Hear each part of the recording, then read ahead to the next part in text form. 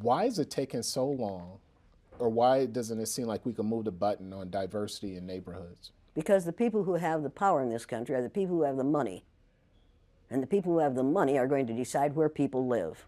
You need to realize that there are more children attending segregated schools in the United States today than there were previous to Brown versus Board of Education. And that's a fact. You need to realize that it is not the intent of white people to let this situation change in favor of anyone but themselves. And right now, white people are really frightened. If you don't understand the destruction of Planned Parenthood offices, and you don't understand the wall that we're going to build on the southern border of the United States, you haven't read the book The Birth Dearth by Ben Wattenberg.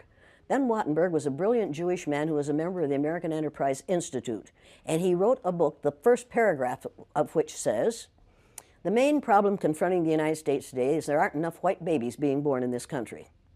He was an advisor to presidents of the United States. He wrote the book in 1987.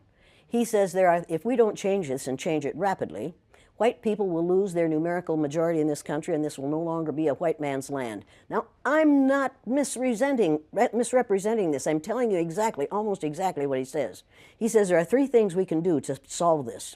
Number one, we could pay women to have babies, as they have been doing in Western European nations for years. Then he says, and these are his words, not mine, unfortunately, we would have to pay women of all colors to have babies, so we don't want to do that. He says the second thing we could do is increase the number of legal immigrants that are allowed into this country every year. Then once again he says, unfortunately, the vast majority of those wanting to come to this country today are people of color, so we don't want to do that. The third thing he says, and women had better pay attention to this, 60% of the fetuses that are aborted every year are white. If we could keep that 60% alive, that would solve our birth dearth. Does that sound like racism to you? And if it doesn't, I want to know why it doesn't. If it doesn't, you don't understand what racism is. And I think it does. When we close Planned Parenthood clinics because we think they're there only for abortion, we need to take another look. They are used for many, many, many things, and many women need the things that they can get from Planned Parenthood clinics. But we are willing to do away with all that good to avoid allowing white women to have control of their own bodies. Now, nobody had better tell one of my daughters or granddaughters what they can do with their body. You haven't that right. Now, it would be interesting if we were as concerned about sperm cells, wouldn't it? I mean, we could take a whole lot of fun out of you boys' lives. Right. A lot of people don't understand the trauma associated with race and racism. Can you talk a little bit about the trauma associated with? The trauma associated with it? Yeah. One of the main traumas is it tells white people that they are superior because of the lack of melanin in their skin. And then they find out suddenly that we've got a black president. That's traumatic. That's where the trauma is. Living a lie, finding out the truth is traumatic.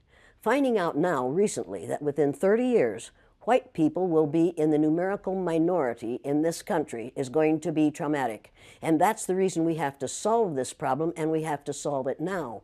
I will ask folks tonight, how many of you black folks want to get even with all white people? And that's what white people are quite certain blacks are going to want to do, is get even with all white people. And nobody will raise their hand. And then I'll say, how many of you want to get even with one or two? Every hand will go up, and you know why, and so do I.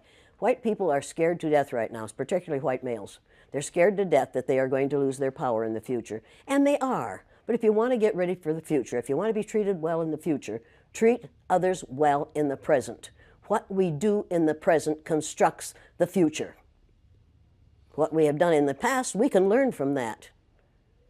And we'd better learn from that. Those who forget the mistakes of the past are doomed to repeat them. And when you read this book, you'll realize that that's exactly what we're doing. We're repeating the mistakes that we have made in the past because we aren't teaching about these mistakes in the present. We are not teaching history that is true. We aren't teaching social studies that is true. We aren't even teaching true geography, for God's sake.